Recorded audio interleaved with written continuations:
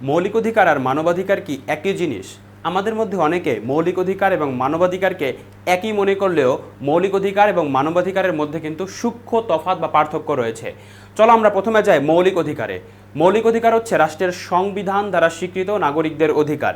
বাংলাদেশের সংবিধানের ৩য় ভাগে ২৬ থেকে ৪৭ নং অনুচ্ছেদে কিন্তু মৌলিক অধিকারের কথা বর্ণনা করা আছে। আমরা যদি কয়েকটি মৌলিক অধিকারের কথা বলি তাহলে আমরা বলতে পারি চলাফেরার স্বাধীনতা, ব্যক্তি স্বাধীনতা, ধর্মীয় স্বাধীনতা, এগুলো হচ্ছে মৌলিক অধিকারের উদাহরণ। এবং কেউ যদি তোমার মৌলিক অধিকার লঙ্ঘন করে তাহলে তুমি আদালতে গিয়ে এর প্রতিকার পেতে পারো। পরবর্তীতে যাই মানবাধিকারে।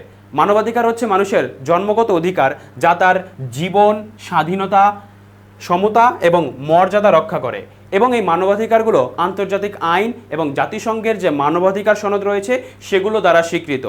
সহজ কথায় বললে মৌলিক অধিকার হচ্ছে রাষ্ট্রের সংবিধান দ্বারা স্বীকৃত অধিকার এবং মানবাধিকার হচ্ছে মানুষের জন্মগত অধিকার যেগুলো মূলত জাতিসংঘের সনদ এবং আন্তর্জাতিক আইন দ্বারা স্বীকৃত।